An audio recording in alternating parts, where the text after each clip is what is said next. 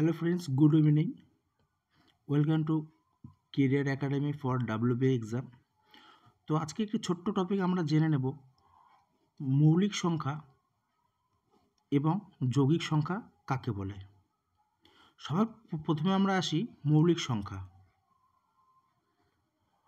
মৌলিক সংখ্যা আমরা কাকে বলবো? যে সংখ্যাটি এক অপেক্ষা বড় এবং সেই সংখ্যাটি এক ও সেই সংখ্যা ছাড়া অন্য কোনো সংখ্যা দ্বারা ভাগ করা যায় না, তাকে মৌলিক সংখ্যা বলে। যেমন 2, এই সংখ্যাটি এক অপেক্ষা বড় এবং সেই সংখ্যাটি এক এবং সেই সংখ্যা ছাড়া। 2কে আমরা 1 এবং 2 ছাড়া অন্য কোনো সংখ্যা দ্বারা ভাগ করতে পারবো না, সেই জন্য 2 হলো মৌলিক সংখ্যা। আর একটি জিনিস আমাদের মনে রাখতে হবে, আমাদের পৃথিবীতে এমনকি অঙ্কের ইতিহাসে সবথেকে ছোট মৌলিক সংখ্যা 2। এমনকি 2 জোড় সংখ্যা ছাড়া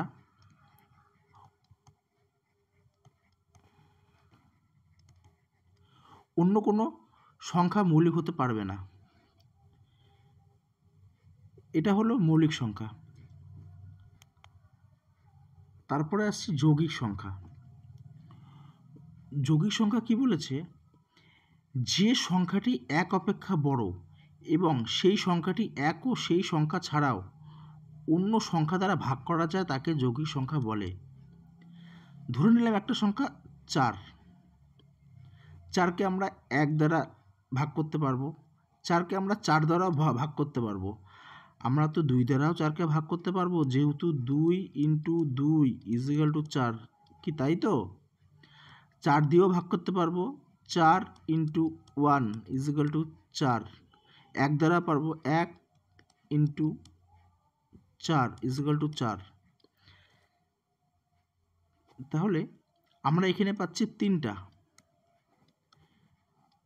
বা এটাও আমরা বলতে পারবো যে সংখ্যাটির এক অপেক্ষা বড় এবং সংখ্যাটি এক এবং সেই সংখ্যা ছাড়াও তৃতীয় কোনো সংখ্যা দ্বারা ভাগ করা যায়, তবে তাকে যৌগিক সংখ্যা বলে। সবথেকে ছোট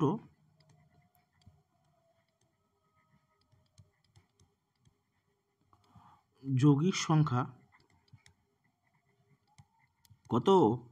4। এরপরে 6 আছে, 8 আছে, 9 আছে, 10 আছে, 12 আছে।